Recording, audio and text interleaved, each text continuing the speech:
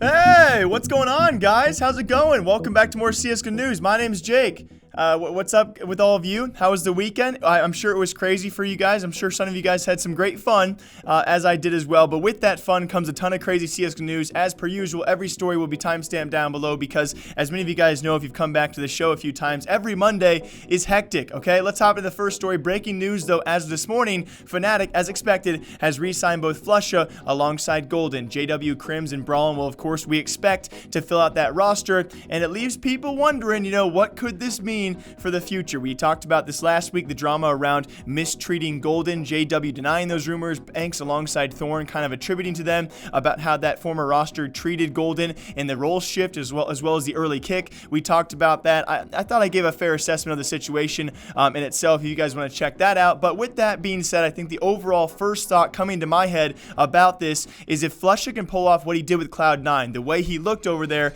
I think he can do some great things, especially if he's not holding on to the IGL reigns and those are given to Golden full time. We could see a really solid comeback from Flusha, and I'm excited for this roster. I truly am. There are a lot of roster changes still undergoing and still on their way and coming sometime soon. FaZe amongst the most important ones out there. This one I am very high hopes on, so we'll see exactly what comes of that. Flusha and Golden are now officially back in Fnatic. Now also, I think it's some crazy news people are not talking about. Huge shouts to the guy who sent me this in my DMs. You know who you are. This is all around Ocelote, G2's owner, as you guys do know him. Yeah, he's crazy. Carlos is literally crazy, and I love him. He's the weirdest CEO in esports, and I love him for that. But with that, he sent out this cryptic-looking tweet, which has said a few things. Actually, we'll put it full screen for all of you guys because, or maybe you guys aren't thinking, but if you guys were here last week, we talked about it was apparently G2's owner, that being Ocelote, poaching or contacting players from Team Crazy. We suspect it was Hunter and Nexa, and so all of a sudden he tweets out, "It would be crazy.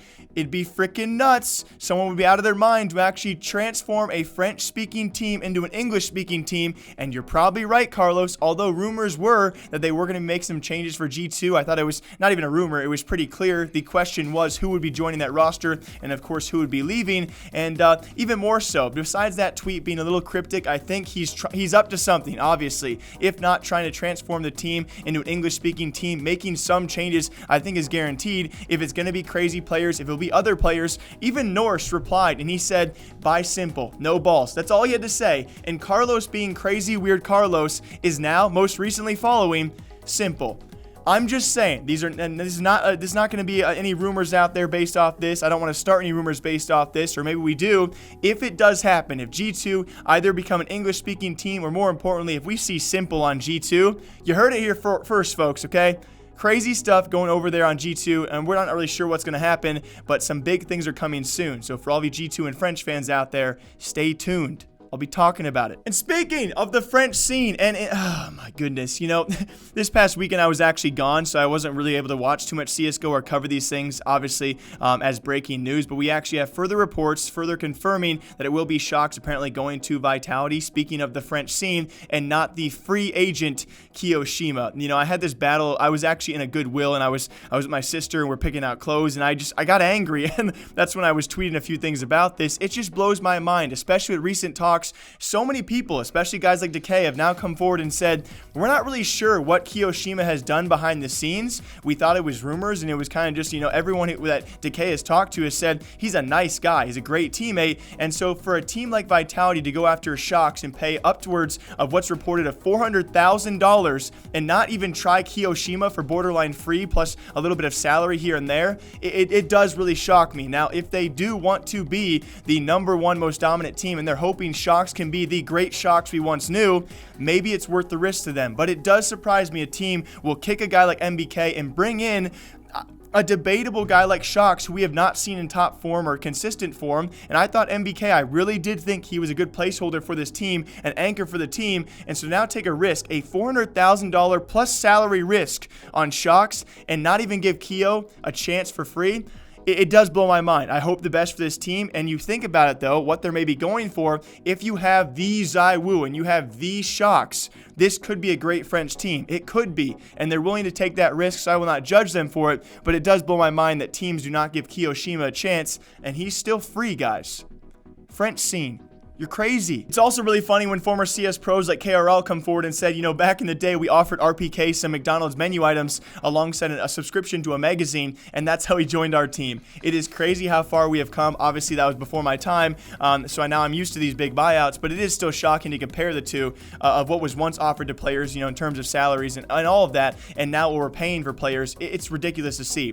Now, speaking of flooding out of rosters, guys, Hellraisers, as many of you guys are aware, we're going to bench their entire roster. Seemingly not true. They'll bring back a couple of those guys for now, and we'll see what the future roster apparently to Overdrive will be. It'll be keeping Angel, they'll be keeping Nuki, and actually joining a few of the former Vega Squadron guys, Crush being one of them, Scooby being the other. If you guys do not remember, it was actually Scooby who joined Vega originally alongside person like Seized. Vega has now ever since left CSGO, so apparently those two guys can now join this roster, Crush and Scooby. And then very lastly, Florich, I'm going to mispronounce that very poorly, guys. He's coming for Pro 100. If this roster is true, I'm very questioning now. I'm not huge into CIS CSGO, so maybe you guys could tell me more. I'm sure a lot of comments would say these are promising players, but at least to the general knowledge of the public out there, this former HR roster was full of much more well-known names, and they flopped. And so when I look at a roster like this, it might be Angel's dream team, as so we're hearing, but on paper, with the names I see, it's very questionable, and we'll see what works out for HR, and hopefully it does if this roster does come true. Angel and Nuki stay, some Vega boys join, some Pro 100 guy joins as well, and we'll see what this roster can do and if they can actually make their way back to the major and other events. And very lastly, Blast Pro Moscow. Whew! Did you guys watch it? I didn't watch too many matches. You know, I never really liked the best of one format. It seems, hopefully for the future, that format will actually officially be gone. We'll have some more announcements for you guys tomorrow as I do catch up on CSGO news, but Blast Pro has had some huge announcements.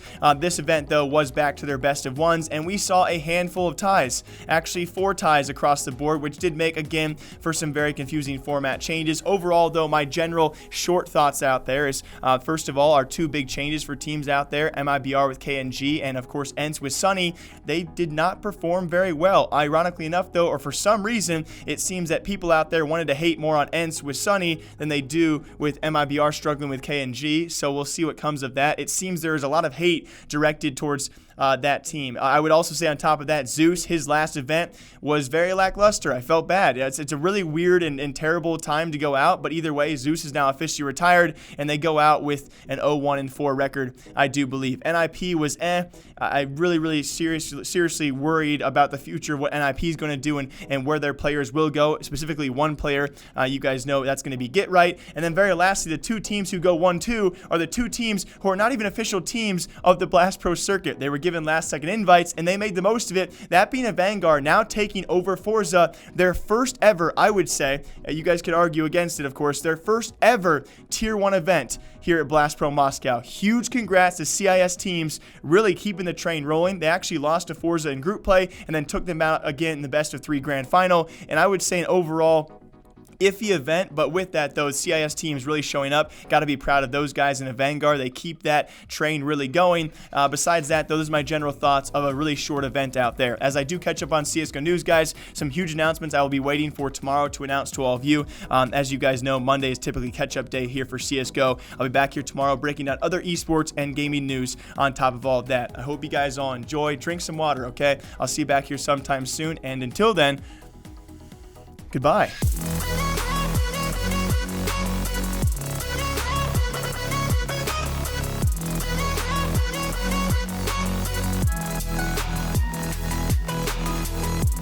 back.